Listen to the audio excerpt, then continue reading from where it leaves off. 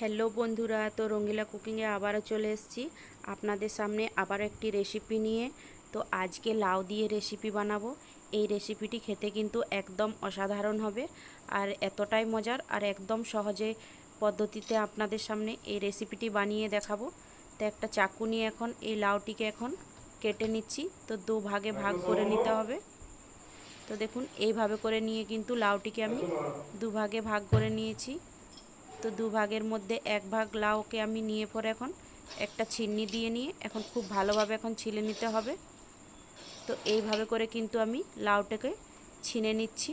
তো অবশ্যই আপনারা এইভাবে করে ছিলে নেবেন। তো খুব সুন্দর করে এখন ছিলে নিচ্ছি দেখুন। তো এইভাবে করে আমার লাউটি খুব ভালোভাবে ছিলে নিয়েছি। তো দেখতেই পাচ্ছেন কতটা সুন্দরভাবে লাউটাকে এখন আমি খুব সুন্দর করে ছিলে নিয়েছি। তো এখন আমি লাউটিকে কেটে নিচ্ছি। তো আবারও চাকু দিয়ে নিয়ে দুভাগে ভাগ করে নিচ্ছি। তো এইভাবে করে একটু মাঝ থেকে একটু পিস পিস করে চাকু দিয়ে একটু কেটে নিচ্ছি। তো যেভাবে আলু ভাজা কাটা হয় সেইভাবে করে নিয়েই কিন্তু আজকে আমি লাউটিকে কেটে নিচ্ছি প্রথমে। তো দেখতেই পাচ্ছেন আমি কিভাবে করে লাউটিকে কেটে নিচ্ছি। তো দেখুন এইখানে লাউগুলিকে খুব সুন্দর করে এখন এইভাবে করে কেটে নিয়েছি। তো দেখতে পাচ্ছেন কিভাবে আমি লাউটাকে কেটে নিয়েছি।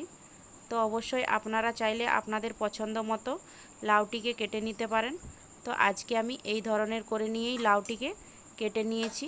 তো একটা জায়গার মধ্যে এখন লাউ কেটে রাখা লাউকে এখন তুলে নিচ্ছি। তো একটা পাত্রের মধ্যে এখন লাউগুলো তুলে নিচ্ছি। তো দেখুন একটা জায়গার মধ্যে তুলে নিয়েছি এখন। তো এখন জল দিয়ে খুব ভালোভাবে ধুয়ে নিতে হবে। তো দেখুন আমি জল দিয়ে এখানে খুব ভালোভাবে এখন ধুয়ে নিচ্ছি। তো এখন জল ঝরিয়ে একটা প্লেটের মধ্যে তুলে নিচ্ছি। তো দেখুন খুব ভালোভাবে ধুয়ে নিয়েছি পরিষ্কার করে। তো একটা জায়গার মধ্যে তুলে নিয়েছি জল ঝরিয়ে। তো এখন সাইডে রেখে নিলাম। তো দেখুন এখানে কিছু মশলা নিয়েছি, রসুন কুচি, পেঁয়াজ কুচি, আদা গ্রেট করে রাখা, টমেটোর কুচি আর কাঁচা লঙ্কা কুচি। তো এই সকল উপকরণ দিয়ে নিয়ে রেসিপিটি বানিয়ে নেব। তো কড়াইয়ের মধ্যে এখন দিয়ে দিচ্ছি 2 চামচ সরষের তেল। প্রথমেই এই কাজটা করে নিতে হবে। তো এখন কড়াইয়ের মধ্যে খুব ভালোভাবে তেলটাকে মিলিয়ে নিয়েছি। তো এইখানে নিয়েছি ডিম। তো ডিমটা ফাটিয়ে এর মধ্যে দিয়ে দিচ্ছি এখন। তো এইখানে আমি 2টো ডিম নিয়েছি। আপনারা চাইলে ডিমের মাত্রাটা কম বেশি নিয়ে নিতে পারেন। তো 2টো ডিমকে খুব ভালোভাবে এখন ফাটিয়ে নিয়েছি। তো এখন কড়াইয়ের মধ্যে খুব ভালোভাবে একটা পোচ বানিয়ে নিচ্ছি। তো অল্প পরিমাণে একটু লবণ দিয়ে দিলাম। তো খুব ভালোভাবে মিক্স করে নিচ্ছি। তো এইভাবে করে মিক্স করে নিতে হবে। সাথে দিয়ে দিচ্ছি অল্প পরিমাণের একটু হলুদের গুঁড়ো। তো হলুদ গুঁড়োটা দিয়ে নিয়ে কিন্তু আবারও খুব ভালোভাবে মিক্স করে নিতে হবে। তো এখন খুব ভালোভাবে আমি এখন মিক্স করে নিচ্ছি। তো দেখুন তো খুব সুন্দরভাবে কিন্তু আমার এখানে ভাজা হয়ে গেছে। তো এইখানে প্লেটের মধ্যে এখন তুলে রেখে নিচ্ছি। তো দেখুন এইভাবে করে নিয়ে ডিমটা আমি পোচ বানিয়ে নিয়েছি। তো দেখুন প্লেটের মধ্যে রেখে নিয়েছি। তো আবারও কড়াইয়ের মধ্যে দিয়ে দিলাম সরষের তেল। তো 3 চামচের মতো দিয়ে দিলাম সরষের তেল আর সাথে হাফ চামচের মতো সরষা, একটি তেজপাতা আর সাথে দিয়ে দিচ্ছি রসুন কুচি আর গ্রেট করে রাখা আদা কুচি। তো সব কিছু ভালোভাবে নেড়ে চেড়ে নিচ্ছি এখন। তো খুব সুন্দরভাবে 1 মিনিট ভেজে নিচ্ছি এখানে। তো 1 মিনিটের মতো ভাজা হয়ে গেছে। এখন কুচিয়ে রাখা পেঁয়াজ কুচিগুলো দিয়ে দিলাম। তো পেঁয়াজ কুচিটা দিয়ে নিয়ে খুব ভালোভাবে নাড়াচাড়া করে নিয়ে আবারও খুব সুন্দর করে একটু ভেজে নিচ্ছি। তো খুব ভালোভাবে পেঁয়াজটা ভাজা হয়ে গেছে। পেঁয়াজের খুব সুন্দর একটা কালার এসে গেছে। এখন পেঁয়াজটা ভাজা হয়ে গেছে। তো পেঁয়াজের মধ্যে এখন দিয়ে দিচ্ছি মিডিয়াম সাইজের একটা টমেটোর কুচি। তো টমেটোর কুচিটা দিয়ে নিয়েও কিন্তু ভালো করে মিক্স করে নিচ্ছি। তো এইভাবে নেড়ে চেড়ে নিলাম। তো খুব ভালো করে টমেটোটা এখন ভেজে নিয়েছি। তো 1 চামচের মতো জিরা গুঁড়ো, 1 চামচের মতো ধনে গুঁড়ো,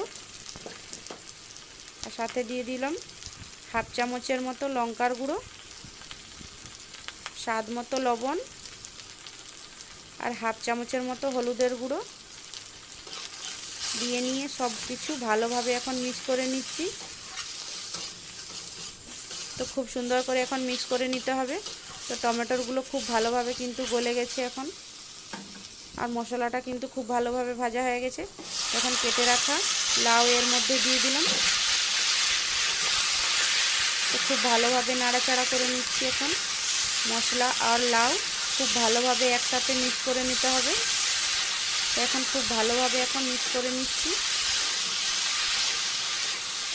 তো এইভাবে করে নিয়ে কিন্তু লাউয়ের রেসিপিটি আমি আজকে বানিয়ে আপনাদের সাথে শেয়ার করেছি। বন্ধুরা, আপনাদেরকে কতটা ভালো লাগছে, যদি ভালো লেগে থাকে তো অবশ্যই লাইক শেয়ার কমেন্ট করুন।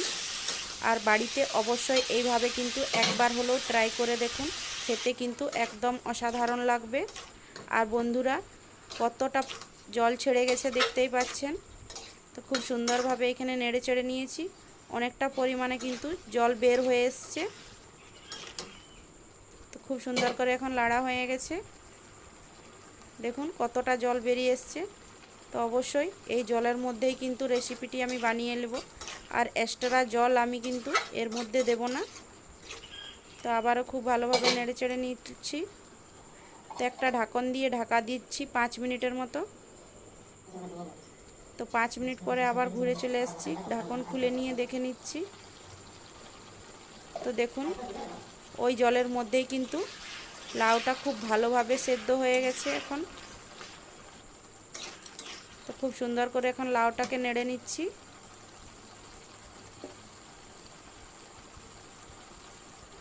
তো সাথে দিয়ে দিচ্ছি কিছুগুলো কাঁচা লঙ্কা চিরা। তো ঝালটা আপনারা আপনাদের পরিমাণ মতন দেবেন। আর সাথে দিয়ে দিচ্ছি ভেজে রেখেছিলাম যে ডিমটা, তো ডিমটা উপর থেকে ছড়িয়ে দিলাম। তো খুব ভালোভাবে এখন নেড়ে নিচ্ছি। লাউ ডিম খুব ভালোভাবে একসাথে মিক্স করে নিতে হবে।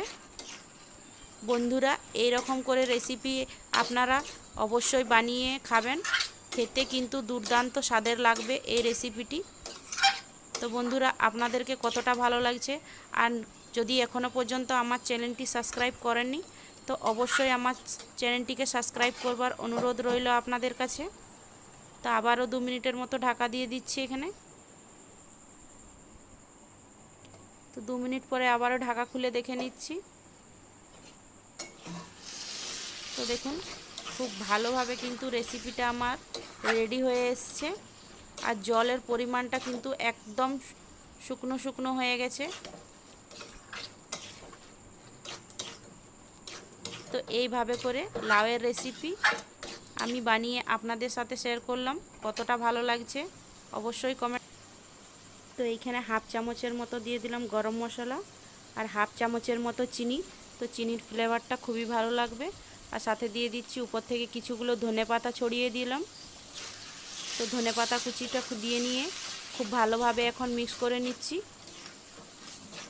তো খুব ভালোভাবে মিক্স করে নেবার বাদে কিন্তু এটা আমার রেডি হয়ে যাবে। তো কতটা সহজ পদ্ধতিতে আপনাদের সামনে এই রকম ডিম দিয়ে লাউয়ের রেসিপি আপনাদের সাথে শেয়ার করলাম। এটা কিন্তু ভাত ও রুটির সাথে খেতে একদম দুর্দান্ত স্বাদের হবে। তো খুব সুন্দরভাবে এখন মাখো করে নিয়েছি।